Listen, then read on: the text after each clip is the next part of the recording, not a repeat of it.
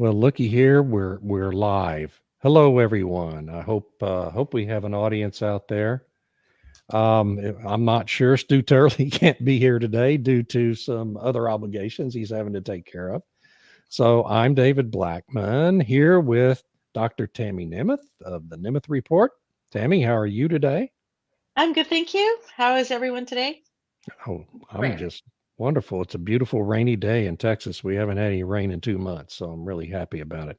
Yay. Irina Slav in Bulgaria. How are you today? I'm great, thank you, David. And No your rain garden today is for growing. us. You're going to have a Yeah, my garden is wonderful, growing nicely. Yeah. awesome, a bumper tomato crop coming, is what I understand. I have a second crop coming. A second We crop. Okay. harvested the first one. It was abundant, small but abundant. Now I'm doing some winter tomatoes for pickling. One of the things, and I'm sorry, this is just an aside. We'll get into the topic here in a minute. But, my recent trip over to Europe, one of the things that we're always amazed by when we go to Europe is that tomatoes and cantaloupes and other vegetables taste like tomatoes, cantaloupes, and other vegetables tasted when we were children in the United States. But our big corporate food companies have basically bred all the real taste out of most of our fruits and vegetables here in the United States. And so it's always wonderful to go to countries that haven't quite gotten to that point yet. The cantaloupe was really amazing. Anyway, I'm a cantaloupe junkie, and it's hard to find good cantaloupe in Texas anymore. So here we are. We're going to today, boy, we got a special treat for everyone today. We're going to talk about energy and climate policies in the brave new world of Keir Starmer's Labour Party governing the UK. And I hope we don't get anyone in too much trouble today, especially Tammy. I hope you're safe in Canada today, Tammy. No, you're at home in the UK, aren't you? So At we'll home in have to the be very UK. careful. Yeah. Yeah, the Tiptoe thought around, police. I guess. Right, I guess so. But the Labor government came in very predictably, has gone on a real aggressive attempt to radically change policies. I think in the way the country's governed these days, is was I think a lot of people predicted they would, including us. And so things are changing in the UK. They were already bad enough. Energy was already more expensive under the Tories than it ever had been.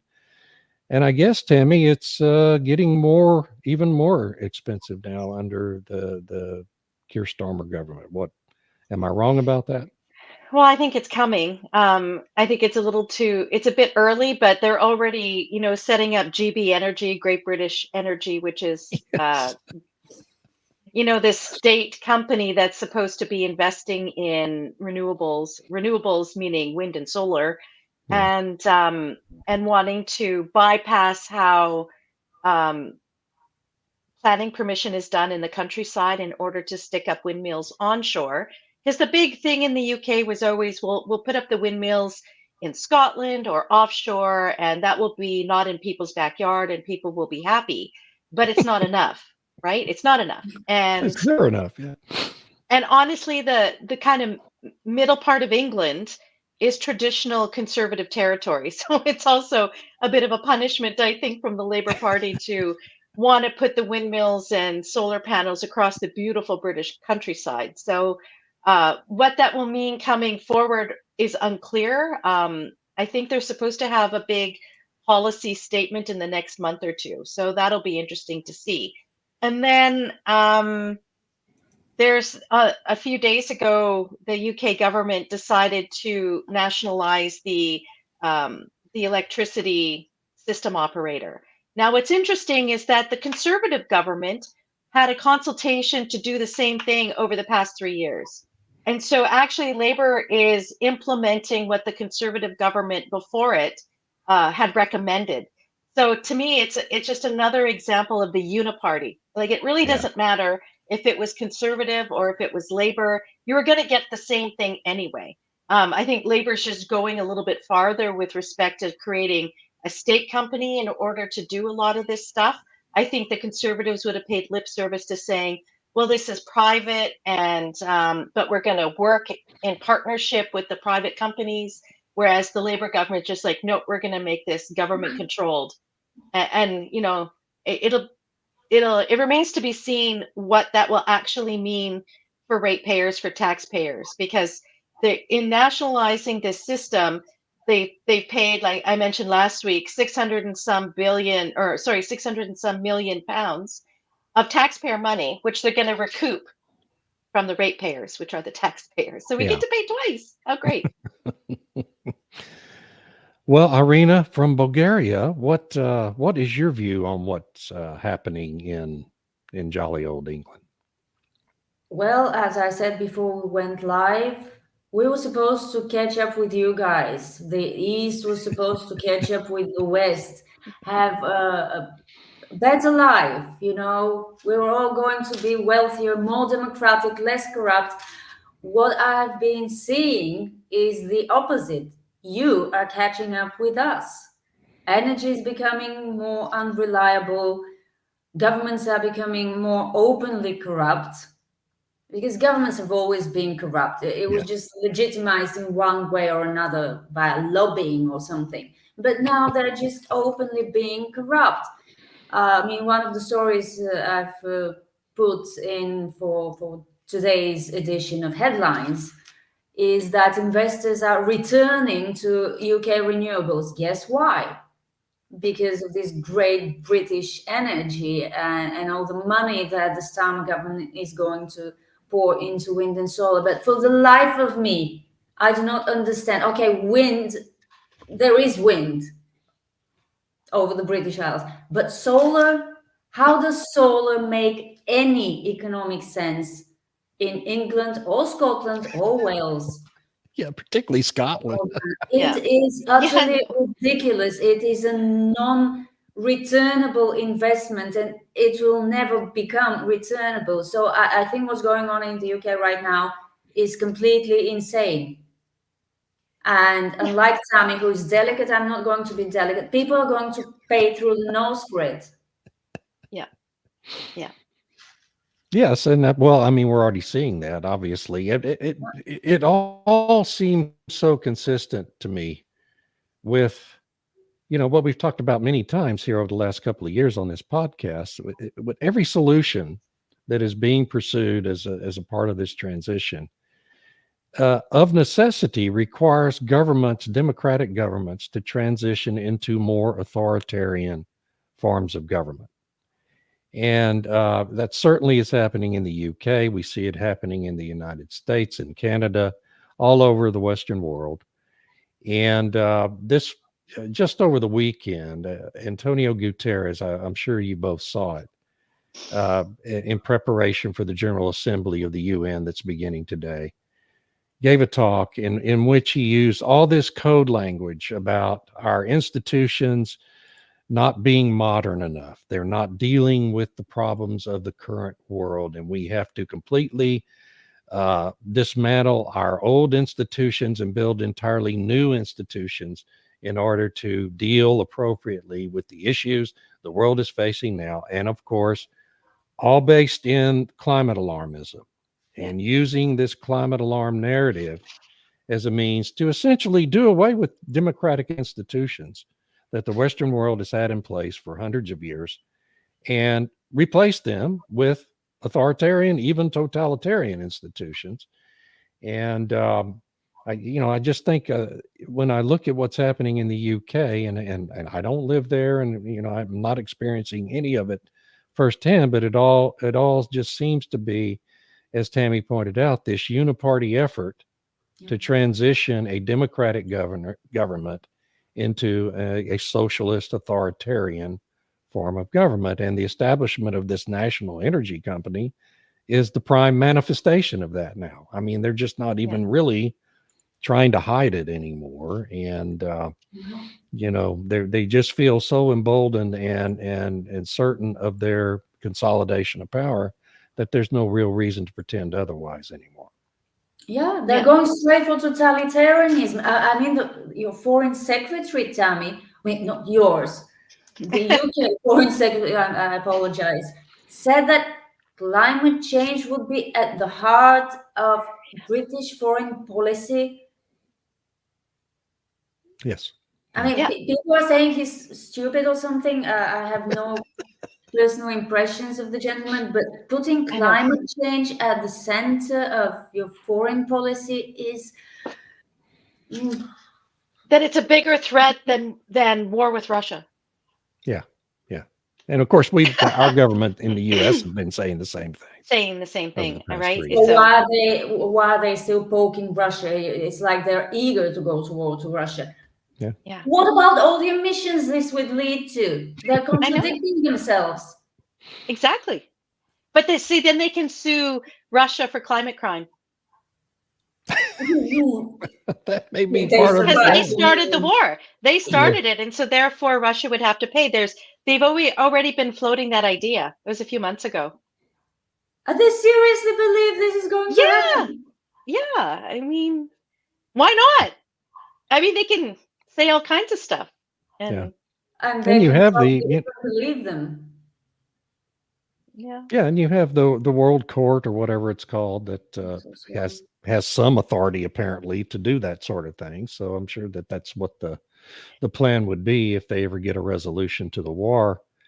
I wonder, Boris Johnson, when he was still prime minister, the uniparty leader, quote, of the Tories, yeah. announced before he was kind of forced out of power a plan for a rapid increase in nuclear generation in the UK. Has that all just been tossed aside? I haven't heard any news about that any time in the last year, I don't think. That's a really great question. I think there's a lot that are still in the pipeline, like because they had been talking about the Rolls-Royce SMR, and they were shortlisting different things and all that kind of stuff. So I don't know. I mean, the process here is so long for anything to happen. It's like Yeah. in Canada and the United States, these things take forever. So I'm not sure. I mean, you would think that GB Energy would be talking about nuclear. And if you're going to be redoing the electricity system operator, you'd be talking about bringing reliable nuclear into the mix. But yeah, they haven't really, it's been really quiet. And the Labour Party, I think, over the past few days has had their annual meeting or whatever, and they weren't really talking about that at all. So, I don't know. Maybe in the budget that's coming up in October, they'll say something, but like we're just waiting for all these things to drop, right? So, Right. what's the actual net zero policy going to be? What is the electricity system operator going to be? What's the natural gas thing going to be? They've made lots of announcements, but it's unclear precisely how this is all going to work together. So, And will there be enough money for everything? Because nuclear costs a pretty penny to build. it does, right? Pays off So, over the long term, but it is expensive to build. And they have all this money, I imagine, allocated for wind and solar.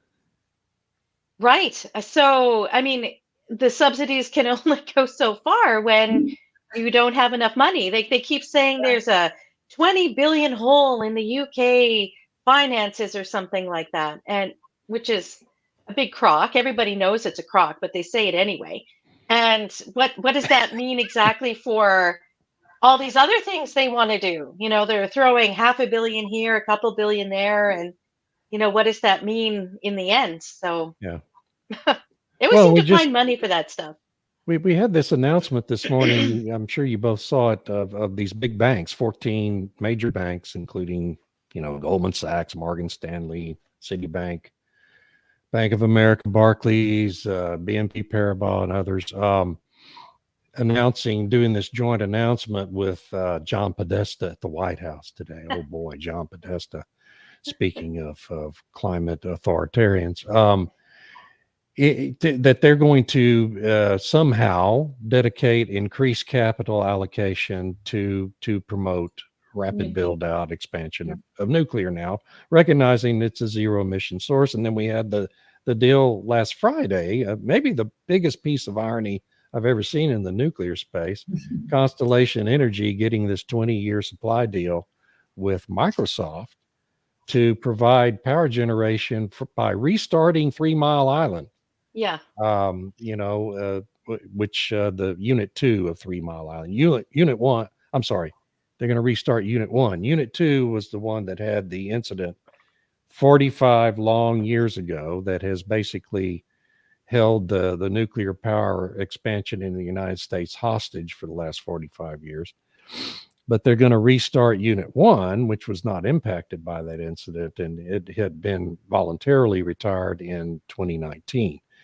And supposedly they're going to have that up and running by 2028. But then you have this announcement by the banks of increased capital allocation. So the question becomes, though, is anything going to change in the permitting space, which takes 15 to 20 years to obtain permits for a new nuclear power plant in the United States? It's just a crazy long time frame that in order to make any difference before 2050 is going to have to be sped up. And we've had a couple of legislative efforts over the past few years that have, had bipartisan opposition and killed them. So I doubt anything's different in Europe, anywhere in Europe. It's the same kind of thing, isn't it? Probably. I don't know. I think France is able to kind of expedite Well, stuff, yes, France, perhaps a little bit quicker than other countries. Germany, Yeah. it depends. It depends on the will, and it's like, what's the trendy thing these days that will accelerate things? Because if you think about it, what are they restarting 3 Mile Island for? Is it to actually help people have access to reliable energy for your own household or anything like that? No, No. it's for the AI servers. Right. Yeah. So robots can take over your jobs in your life. Right. So I follow this blog from Saskatchewan called Small Dead Animals, and so they had a little screenshot. It's gophers, Small dead animals. Okay, I got to follow that. It's a really great blog, and they had a screen capture of a tweet from Christopher Laycock, and I just want to read it out because it's so funny. Please turn down your thermostat so we can power the data centers we're building to enslave you. And I thought, yeah, that's bullseye. Yeah. Bullseye. Yeah. Boy, so we what a way don't to want look you at to it. have reliable energy for your household use, but we need to have reliable energy, and we'll build it out specifically for the server farms and for the AI servers so that it can control what you're doing. Yeah. I mean, that's where we're at. And it's worth noting that even the International Energy Agency has been talking about nuclear for a couple of years. The IEA has been pro-nuclear, although not so loudly as it talks about wind and solar. But it has said repeatedly that the energy transition would be impossible without nuclear. I mean, net zero. Yeah. That's, that vision of net zero is impossible without nuclear. And nobody was paying any attention until the data center operators, as you said, Tammy, said they need reliable energy. Well, so the other interesting element with the data centers and the AI data processing or whatever is that they're being permitted to build their own power generation. Yes. So if a state or a province wants to do its own electricity generation, it has to meet all these different climate targets.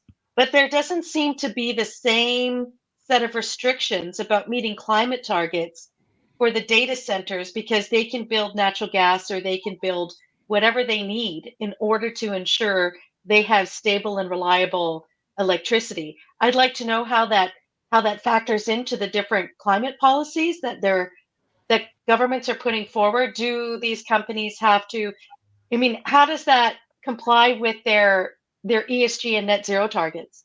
Right. Now, do the data centers say, well, we actually are net negative because the stuff that we're doing is helping people reduce their overall energy usage, and therefore we're actually emissions negative? Right. Yeah. Yeah. And they could claim that theoretically. And of course, the data centers are allowed to do that because they're not building utility scale power generation. And the regulations that are in place currently in most areas, at least of the United States, only apply to utility scale generation. Right. So they haven't gotten around to, for example, I have a natural gas generator to back up my home. So they haven't gotten around to regulating those things yet. And essentially a power supply for an AI data center is the same sort of concept. It's an isolated use for a specific facility. And I think what you're going to see, of course, is the authoritarians are going to go about regulating those home generators and anything similar to that in the coming years. They probably already do it in California. I haven't actually researched that. But in Texas, they don't yet. So, I mean, but in the response to by the central planners, who are pushing all this stuff, is always to crack down even harder, right? Whenever anything like that pops up. And so you have this new burgeoning part of the economy that is going to be building a lot of site-specific generation that they're going to see as a problem that needs to be cracked down on. And so they will.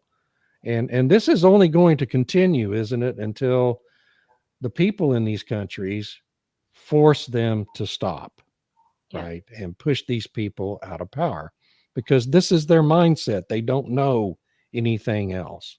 The solution is always going to be more government, more sticks, and fewer carrots as we go through time. Unless And there's a pushback, yeah.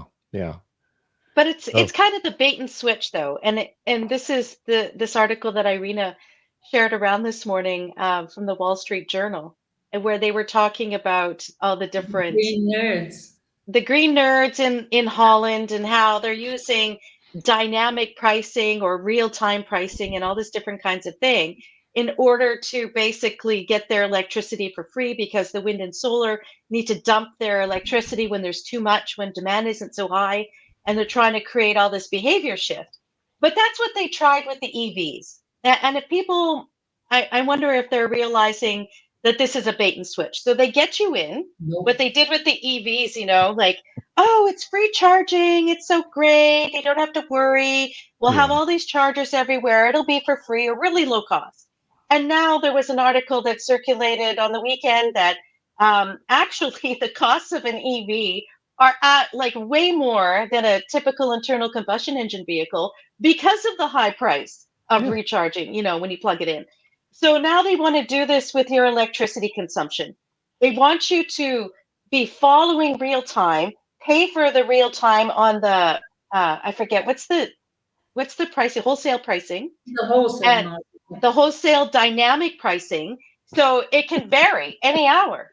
So before, it used to be you'd want to have stability in your pricing. So you could budget, you knew exactly, this is how much I'm getting charged per kilowatt hour. I know this is what it's going to be per month or whatever. No. Now it's every friggin' minute. You got to know what you're getting charged. And when it's peak time, well, then you're paying like 10 times what you normally would have. So they suck people into this. You get to these green nerds going on about how great this will be. And wouldn't it be awesome if America brought it in? And it's like, no, don't think this way. It's a trick. It's a bait and switch. It is a trick, and they're so happy to partake in the trick. Remember in that story, one of the green nerds who has 2 electric vehicles. So clearly he's not exactly a middle class earner. And he was so happy that he actually earned about 30 euro by getting paid to charge his electric cars during peak output and trial demand. It's amazing. He was happy about it. So how much did you pay to charge those EVs when you weren't charging them at peak demand? Yeah. Right. Peak output. Peak output, yeah. And it emphasizes, they adjust to output. They adjust their demand to output. I don't think I'll be able to survive this dynamic pricing. Honestly. Well, they were trying to do that dynamic pricing at fast food restaurants in America. So if you showed up at noon when everybody else is showing up, you paid twice as much as if you were, instead of showing up at 11 or at 2:30, you'd be paying twice as much at 12 o'clock, because that's when it's busy. Right. Like, that's insane. Yeah. Did it work or did they drop it? Oh, I don't it know. failed. It failed. People just stop going. It's too much money. Yeah, people stopped going during the peak times, and so 11 o'clock became the peak time instead of 12, right? Which nobody could have seen coming, of course. Yeah, that Uh, too. So on EVs though, we had a great report. Actually, I think this was in the Wall Street Journal too, about the collapse of EV sales in August. 74% year over year drop in Germany and 33% year over year drop in France in total units sold, electric vehicle units. And so, I mean, and the same thing's happening in the United States. Demand is flatlined. Demand growth is flatlined in the United States for EVs this year. And I do y'all think this is a permanent phenomenon, or is it just temporary due to the evolution happening in that EV market? I think it's going to get worse. You think it's going to get worse? Yeah, and that's not me hoping it will get worse. I think it's going to get worse because I did not expect this sharp drop in European EV sales. I didn't either. Yeah. I expected it to be much more gradual, much slower. But if this drop is happening just now, so soon, I think it's going to get worse. But unlike me, Bloomberg Nep, I have the story open. It says that oil faces a demand issue, biggest user segment to peak in 2027. And guess what the biggest user segment is? It's car transport. And it tells us, sorry for taking the discussion in a different direction, but they're telling us that EVs are already displacing nearly 1.8 million barrels of oil every day. And this is going to grow because this is now a temporary blip. And EV sales will pick up and start growing fast again to such an extent that by 2027, oil demand growth will be all but flatlining. And these people are being serious about this. So let's ignore this. It's 44% drop for Europe in EV sales. 44! That's a lot. For the whole EU as a whole? I think it's Europe, including the UK. I'm not sure, and Norway. I'm not sure, but okay, I have to check. But yeah, I don't know what. Right, and I don't know what's happening in the UK, whether it's different or not in terms of EV sales. Well, in the UK, they mandated that the dealerships had to sell a certain percentage of new EVs. It had to be of all their vehicles sold, a certain percentage had to be EVs, and they weren't meeting those targets. We had a story a few weeks ago where the dealers were like, we're putting people on a wait list. Yeah. We're rationing vehicles because nobody wants them, but we have to meet these percent targets. And so, what happens then? Does the price of used vehicles go up and so on? And if people still are driving used vehicles, then you're still going to need petrol or diesel. If you're keeping your internal combustion engine and you're not buying an EV, then you're still going to need fuel. So for them to say that there's going to be this decrease and so on, and Canada also has a mandate where by a certain year they have to start selling certain percentages of EVs as new vehicles. But I think in the Canadian one, they've also included hybrids in that percentage. So if it's a hybrid or a certain kind of hybrid, they often do that. Right. And so Germany's also pressing for hybrids rather than pure EVs as part of the whatever mandates, is my understanding.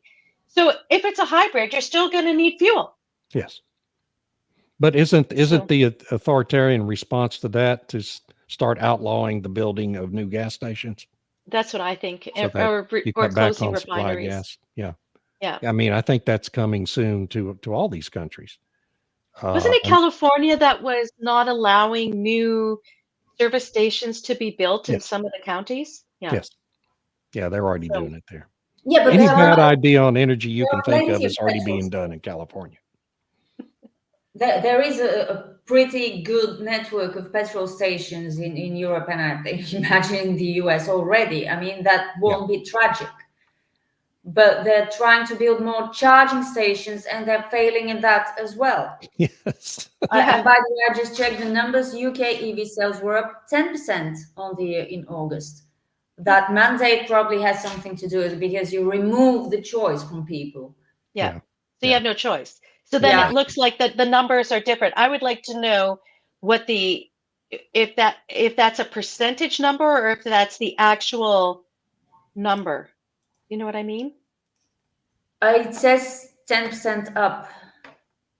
Of new car sales Month or over month EVs or year over overall? year? Latest car registration data. Sales of new electric cars grew by 10% last month, as battery electric cars made up 23.2% of UK car registrations in August. Of new car registrations, because car you're not allowed to buy because you can't buy the gas internal cars. combustion engine. So then the Sounds numbers right. look better. Sounds right. Yeah. Yeah. All right. We ready to go to our articles here? Yes, sir. All right. Let's see if I can figure out how to do this. Oh, that didn't work. Where are we? Here we go. Okay. Next slide. Here you go, Tammy. You're first. Okay. So this article just came out, I think, yesterday in the Telegraph. And the title is Lack of Net Zero Clarity Puts Future of British Manufacturing at Risk. And the article talks to a UK packaging giant, which does paper processing, cardboard and paper and so on. And in the article, the person was complaining about that they're not sure, are we going to still keep natural gas? Are they going to be penalized for using natural gas to produce their paper? How can they be competitive with their European and American counterparts that have significantly lower energy costs? And so one of the arguments was that in the UK, they're paying something like 30 pence per kilowatt hour, and in France, it's 16, and in Germany, it's 17 equivalent pence per kilowatt hour. And in the United States, it's a fraction of that.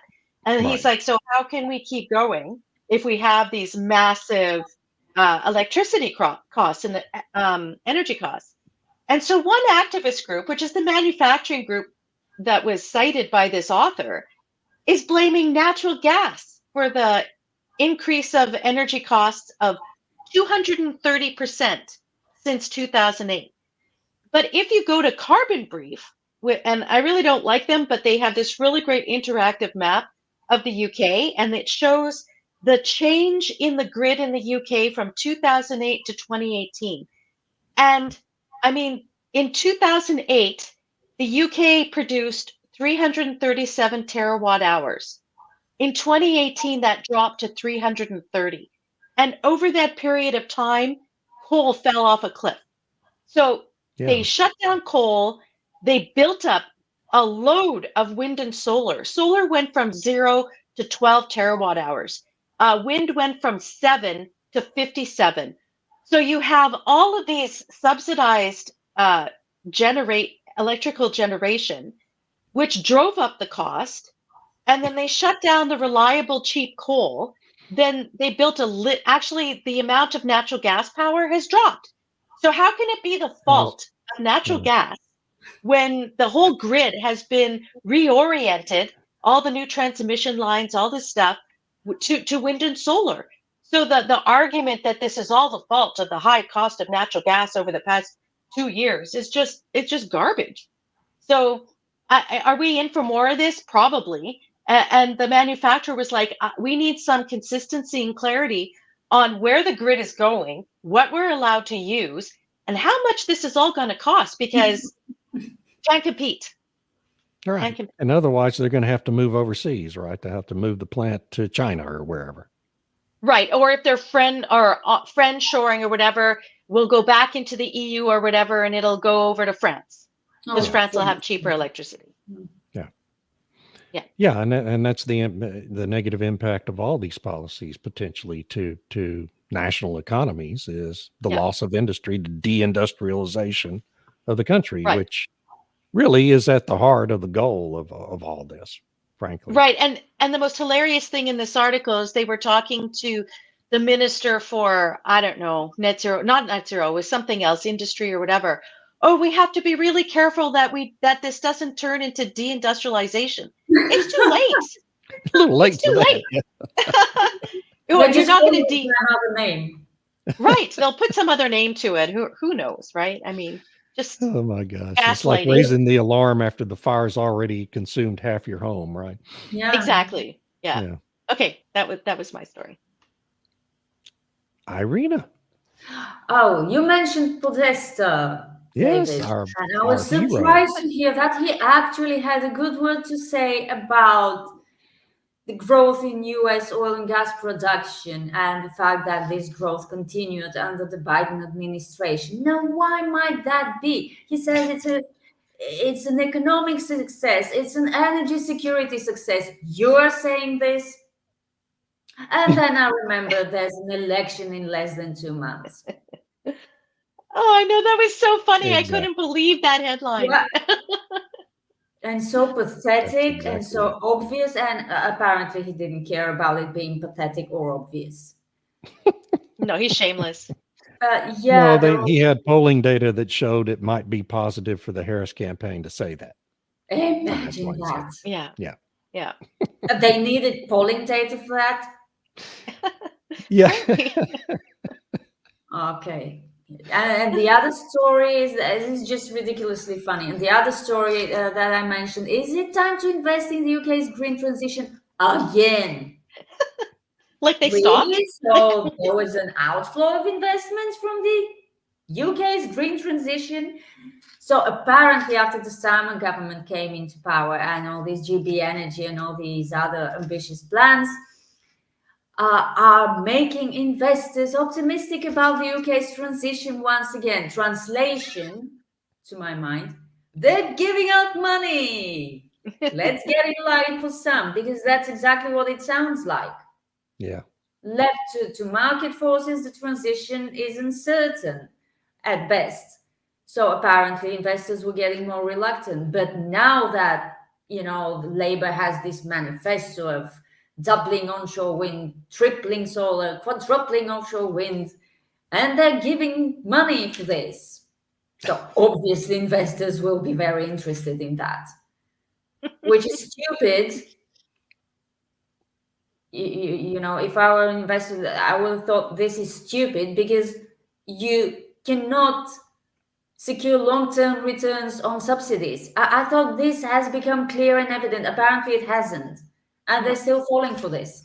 Not to the Financial Times. I can't help noticing the source of that story, the Financial Times, which used to be a real newspaper that contained real news about business and the economy, and now is nothing but a reciter of the prevailing It's narrative. the Guardian. It's become almost the same as the Guardian. It still reports news and reports facts, but grudgingly, it never fails to give it a little bit of a spin to make it sound better in line with the narrative. It's really tragic. But yeah, investors are once again interested in investing in the UK's transition.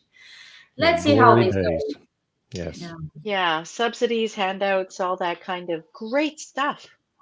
Apparently we have loads of money, even though we're in debt. Who knew? Yeah. What happened to that $20 billion hole in the budget? When you make people pay twice for the same thing, Tammy, you get money until people run out of money. Yep. And then you print more money. Your tireless efforts. Yes. Yeah. Well, a $20 billion budget hole is nothing here in the U.S. We're going to pay $1.2 trillion in interest. You guys work with trillions. Yeah, I know, that's crazy. So that's child's play to us. Yeah, here how in many America. zeros is that? What's a trillion? Oh, it's not funny at all. So I've got a couple here. I'm going to do the second one first. The Pete Buttigieg defending the Biden-Harris EV charger boondoggle. Now, this is one I posted on LinkedIn. I got a copy of the video of our glorious transportation secretary who has zero qualifications for the job. He's a former mayor of a small town in Indiana. But he's, a few years ago, he was like the rising star in the Democratic Party. So they gave him this cabinet position thinking it's an easy gig, for 4 years. to raise his profile. And he appeared on CNBC and tried to explain why it is that the Biden administration has wasted $8 billion on a program that's supposed to be building out thousands, tens of thousands of new EV charging stations all over the country, and they've only managed to build 8 of them. Oh my gosh. And amazingly, LinkedIn suspended me for simply publishing a video of a driver in, I think it was in Germany, getting out of his car and pulling Just Stop Oil protesters off the road so he could drive on down the road. And I posted that video on LinkedIn, and last Sunday they suspended me for 3 days until they determined, well, that doesn't really violate our community rules. I thought when I posted this video of Pete Buttigieg stammering around about wasting $8 billion on 8 charging stations, that they'd probably suspend me for that too. But no, they let that thing go viral and it was no problem. So I really don't understand what the censors are thinking at LinkedIn anymore. So I'll just keep on posting the videos that I find interesting. Anyway, there's no way to justify wasting $8 billion on 8 charging stations. And that's what poor Pete had to try to do. The other maybe it was for, it is an election year. It is an election year. Yes, it is. And Kamala Harris, has to justify. Well, no, she really doesn't, because nobody asked Kamala Harris any questions. Anything, is totally in the tank for her. So she never gets a real question posed to her. So she doesn't have to explain any of this. But the guy on CNBC, who I'm going to forget the host name, he's really good, though, really smart guy and a great host. And CNBC, actually, unlike the Financial Times, still focuses on economic and financial news, which is so it's what I watch most of the time during the day. Then the other story, Beirut blasts, Lebanon rocked by wave of handheld radio blasts as solar energy systems explode. What? This headline just cracked me up. The Hezbollah terrorists are based in Lebanon, and their analog pagers all blew up and killed and maimed a bunch of them. And then the next day their walkie-talkies blew up and killed and maimed a bunch more, because the Mossad had intercepted the shipments of those walkie-talkies and pagers, devices, whatever you want to call them, that had been ordered by Hezbollah and planted explosives in them that they were able to detonate simultaneously. But then at the same time that was happening with the walkie-talkies on the second day, a bunch of home solar panels blew up that were on top of people's houses in Lebanon. And I haven't seen any follow-up stories yet to explain whether or not that was connected to the walkie-talkies. Yeah, and you got to kind of wonder now. Sometimes I'm almost afraid to turn my television on at my home. I don't think the Mossad has a grudge against me, but it's all a pretty stark lesson that you don't want to become a target of the Mossad. Which I thought everybody already knew. To be Mossad. If one intelligence service can weaponize devices, then so can others. Yes, exactly. Really, exactly. But I haven't read this story, but I did remember reading a couple of years ago, I think it was a study of the most frequent problems with rooftop solar installations. And by far the biggest problem was bad installation work. Yeah. That could cause a fire. So, in Lebanon, they have really big problem with energy supply. I think they still do. They still do. Didn't Robert Bryce focus on that in his one of his documentaries? I can't remember. Yeah, where they had these little generators. So if they were hastily assembled, hastily installed and improperly installed, that could be it. Yeah. I mean, I do hope Mossad wouldn't waste time to, put detonators in people's rooftop solar installations. That would be a step too far. But yeah, this is a problem. And with this shortage, remember there were complaints about the shortage of qualified technicians to put a rooftop solar. So probably there's a lot of shoddy work in rooftop solar Yeah. in Europe. Yeah, there probably is. And, there probably is in the United States too. Although I think, rooftop solar does make sense if you can afford it. Right. It does make sense. Yeah. We're putting up an installation right now. Yeah. And so, it does make sense. We priced it out in the wake of the winter storm a few years ago for our home, and it was going to cost 4 times the cost of a natural gas generator. So we went with the generator instead. It was just crazy. The way it's marketed in the United States, home solar is basically this Ponzi scheme. It does sound like it. How is it so expensive? Yeah. It's so subsidized.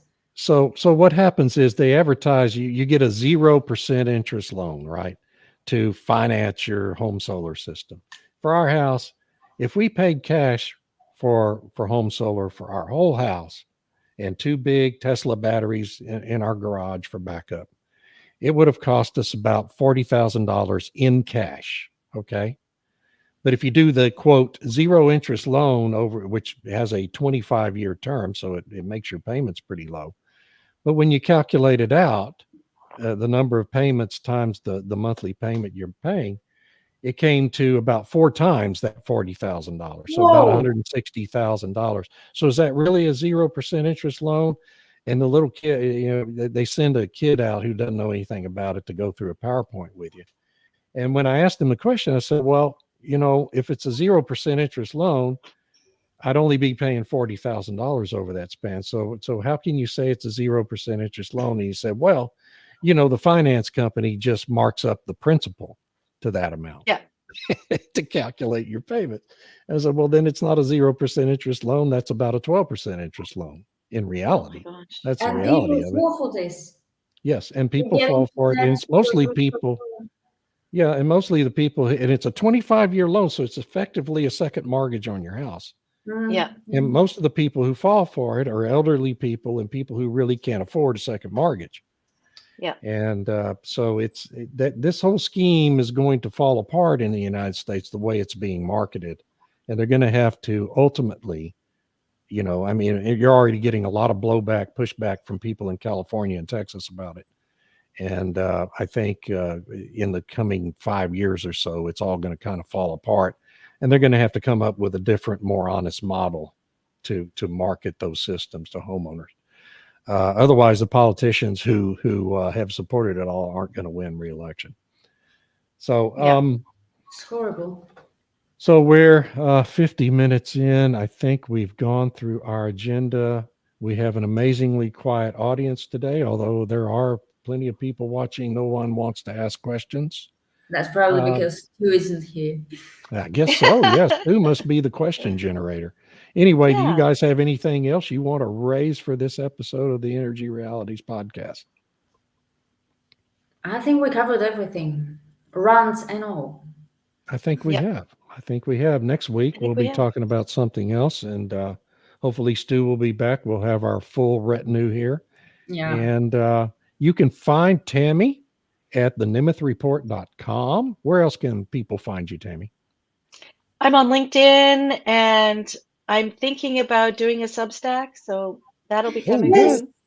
We need you on Substack. Absolutely. Yeah, you come on Substack. Stu's getting a cat. Yay! All right. Good deal. No, I don't know. He is, but he said he was. He said he would. Okay. Irina, where can people find you?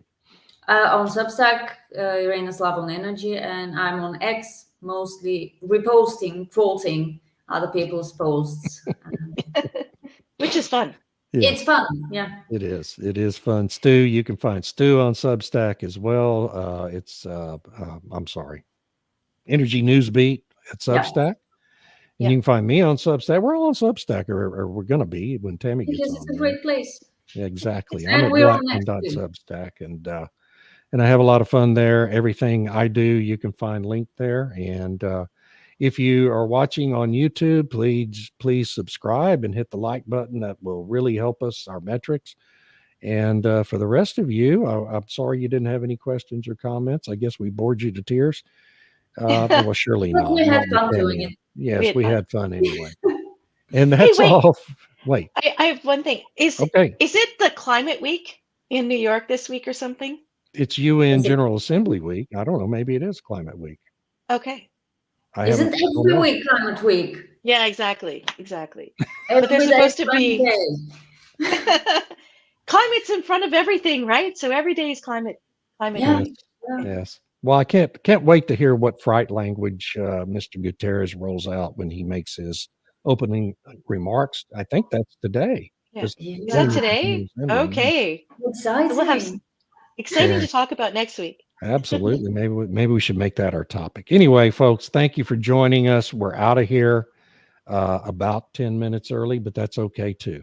It And just wait. appreciate you watching, and Bye. we'll be back in a week. Y'all have a great week. Have a great one. Have a great one. Bye. Bye. Bye-bye. And we will end